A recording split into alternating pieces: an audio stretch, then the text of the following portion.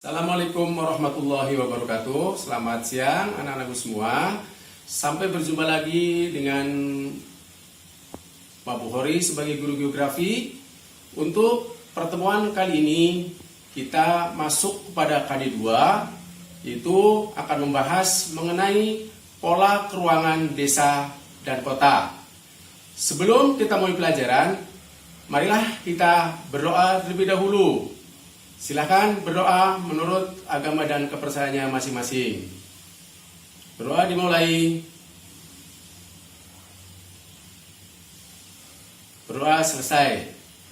Baik anak-anakku semua, marilah kita mulai pelajaran ini, yaitu tentang pola keruangan desa dan kota.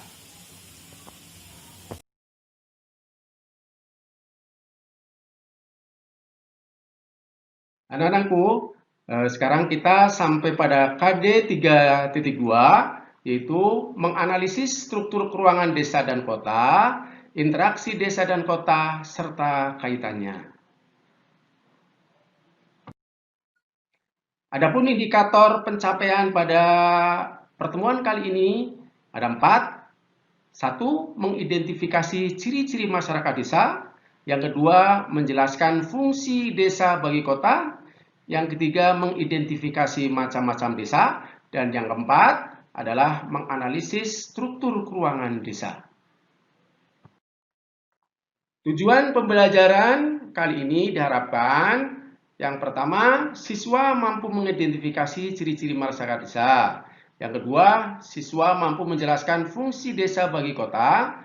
Yang ketiga, siswa mampu mengidentifikasi macam-macam desa. Dan yang keempat, siswa mampu menganalisis struktur keruangan desa.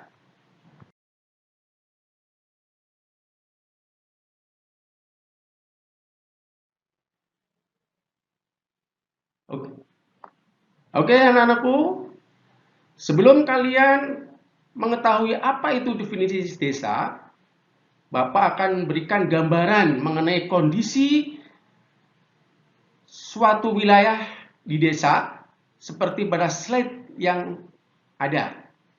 Dari situ nanti kalian bisa mengerti sebenarnya apa itu desa.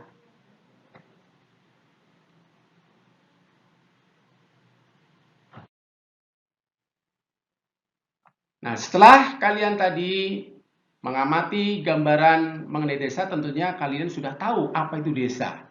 Nah, di sini Bapak akan tampilkan di slide mengenai pengertian desa menurut para ahli. Yang pertama, yang dikemukakan oleh Bintarto. Apa sih desa itu? Menurut Bintarto, desa adalah perwujudan geografis yang ditimbulkan oleh unsur-unsur fisiografis, sosial, ekonomis, politik, kultural setempat dalam hubungan dan pengaruh timbal balik dengan daerah lain. Yang kedua, menurut Sutarjo Karto Hadikusumo, bahwa desa merupakan kesatuan hukum tempat tinggal suatu masyarakat yang berhak menyelenggarakan rumah tangganya sendiri, merupakan pemerintahan terendah di bawah camat.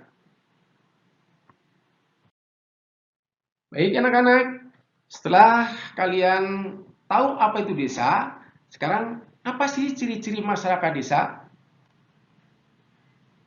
Ada beberapa ciri-ciri masyarakat desa, diantaranya yang satu, kehidupannya tergantung pada alam. Yang kedua, toleransi sosialnya kuat. Yang ketiga, adat istiadat dan norma agamanya kuat. Yang keempat, kontrol sosialnya didasarkan pada hukum informal. Yang kelima, hubungan kekerabatan didasarkan pada jimenskap atau paguyuban. Yang keenam, pola pikirannya irasional. Dan yang ketujuh, struktur perekonomian penduduknya bersifat agraris. Sekarang kita sampai ke unsur-unsur desa. Apa saja sih unsur-unsur desa? Ada 3 unsur desa itu. Yang pertama adalah daerah atau wilayah, di mana daerah atau wilayah ini merupakan tempat tinggal dan tempat-tempat beraktivitas Ya. Yang kedua adalah penduduk. Penduduk ini berkaitan dengan kualitas dan kuantitasnya. Yang ketiga, tata kehidupan atau aturan-aturan yang berhubungan langsung dengan keadaan masyarakat dan adat istiadat setempat. Nah, sekarang mengenai potensi desa. Apa sih potensi desa itu? Atau apa saja potensi desa itu? Ada dua potensi, yaitu ada potensi fisik yang pertama. Nah, potensi fisik itu meliputi apa saja? Yaitu tanah, air, iklim, cuaca, flora, fauna, dan manusia. Yang kedua, potensi non-fisik yang meliputi masyarakat desa, lembaga-lembaga sosial desa, dan aparatur desa.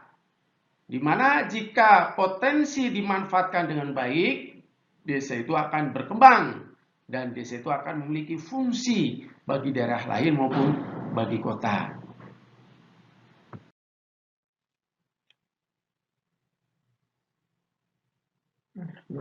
Nah, ini contoh potensi fisik desa. Ya, tadi ada air. Nah, air ini macam-macam nih, bisa berupa air terjun, ya.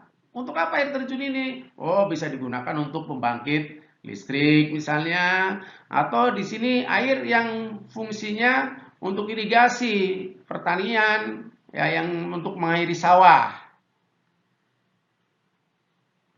Itu seperti pada slide yang ada yang bisa kalian lihat, ya. Di situ ada air terjun. Nah, situ untuk pengairan di sawah.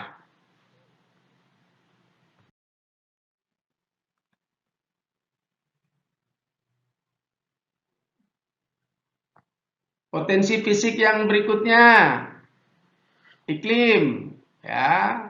Kita tahu bahwa iklim ini sangat berpengaruh bagi kegiatan pertanian di desa, apalagi bagi masyarakat desa yang sawahnya adalah sawah tada hujan.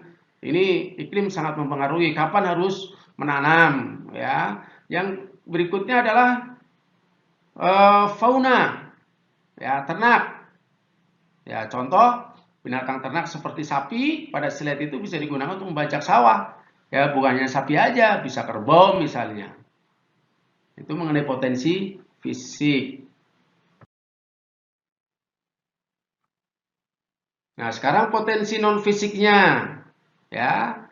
Contohnya itu masyarakat desa, ya, yang sangat akrab. Terus lembaga-lembaga desa. Apa contohnya lembaga-lembaga desa?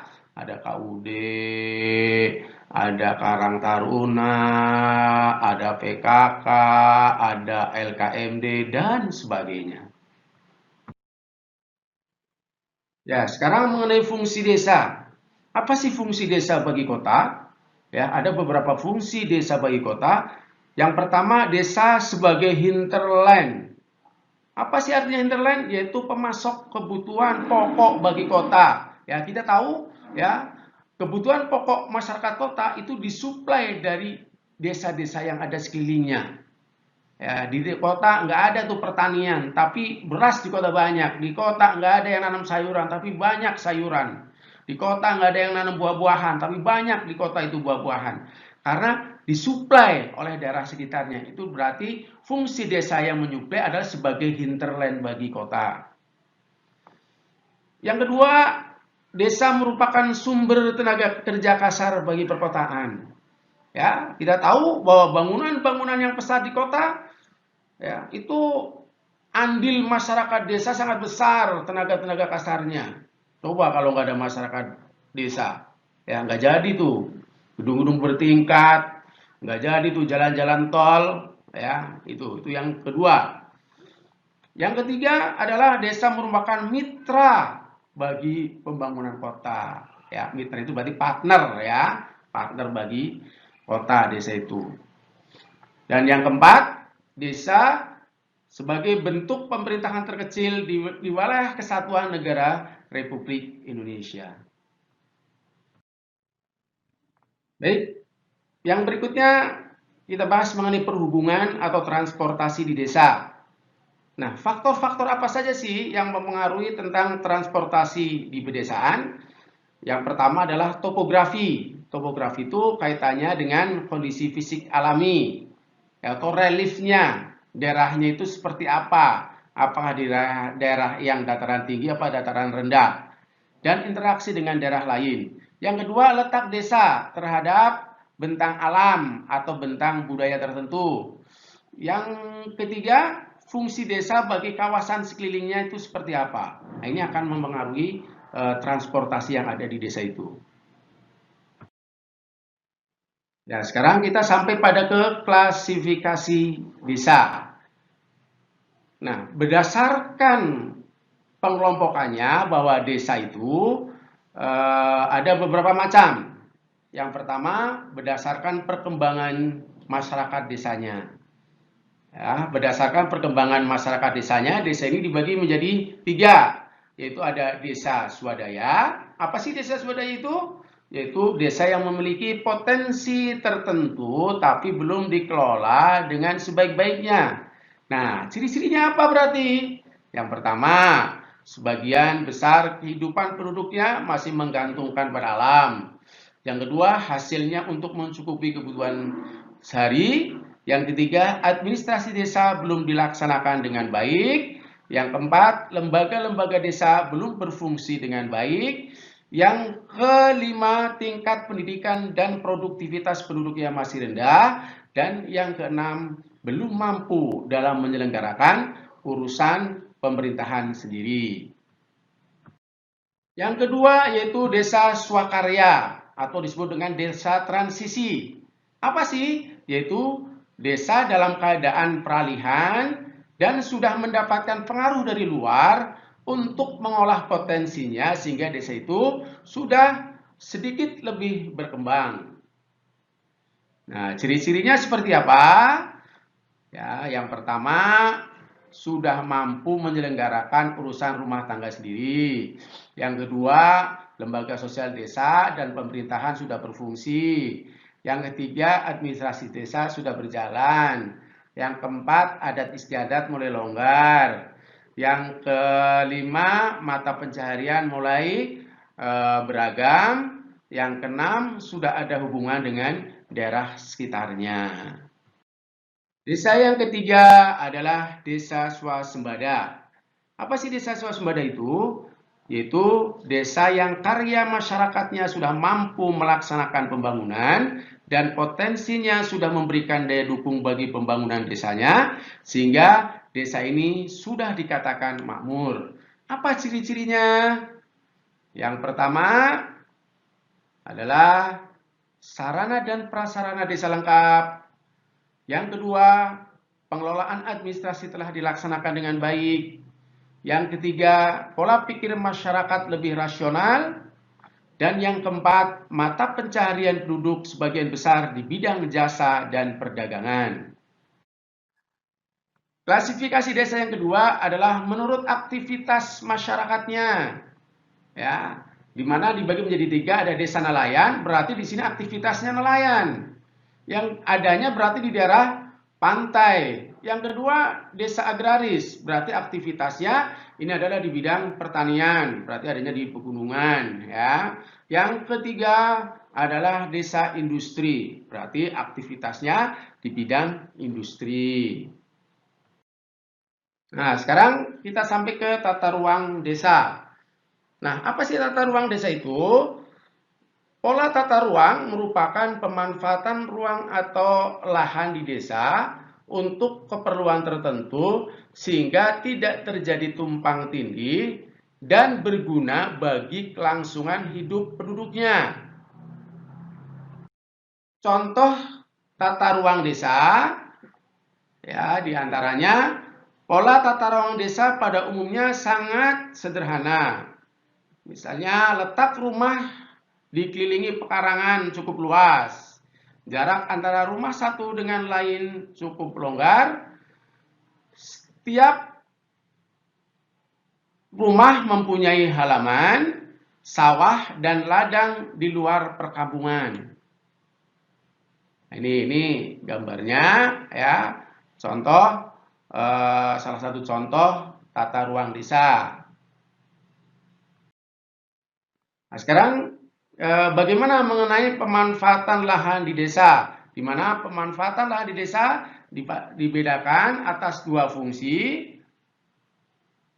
yaitu yang pertama fungsi sosial. Berarti di sini adalah untuk perkampungan desa, ya. Yang kedua adalah fungsi ekonomi. Berarti dimanfaatkan untuk aktivitas ekonomi seperti sawah, perkebunan, pertanian, dan peternakan. Nah, itu contoh slide-nya ya, untuk penekanan lagi. Nah, fungsi sosial itu betul untuk perkampungan, untuk di situ mungkin tempat-tempat pembangunan ibadah ya dan sebagainya. Yang kedua, fungsi ekonomi ya, itu untuk aktivitas pertanian ya, untuk menanam padi dan sebagainya. Ya, sekarang kita sampai pada pola persebaran desa ya. Ada beberapa ahli yang membahas tentang pola persebaran desa. Sekarang kita ambil satu contoh adalah pola persebaran desa menurut Bintarto. Ya, di mana menurut Bintarto pola persebaran desa itu ada 3. Yang pertama adalah pola radial, di mana pola ini terdapat di daerah pegunungan. Yang kedua adalah pola tersebar, di mana pola ini banyak dijumpai di daerah kars atau kapur. Ya.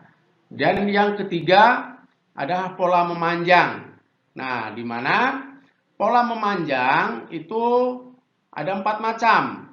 Pola memanjang mengikuti pantai, pola memanjang mengikuti sungai, pola memanjang mengikuti jalan, dan pola memanjang sejajar dengan jalan kereta api.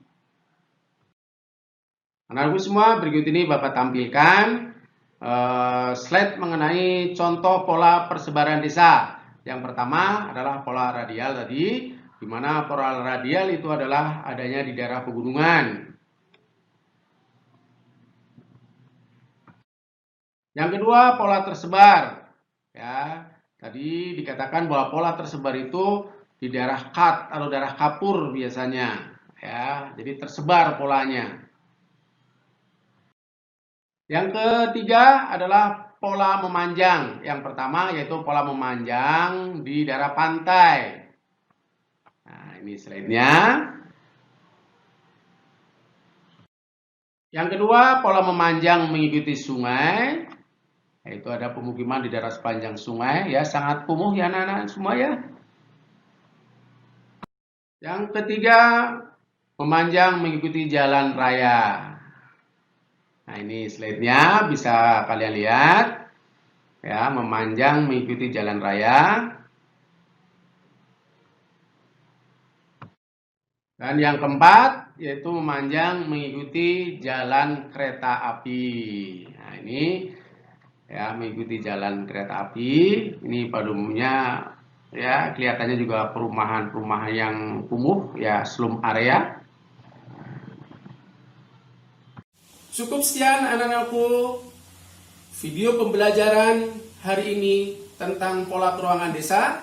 Sampai berjumpa lagi dengan video pembelajaran berikutnya tentang pola keruangan kota. Terima kasih. Wassalamualaikum warahmatullahi wabarakatuh.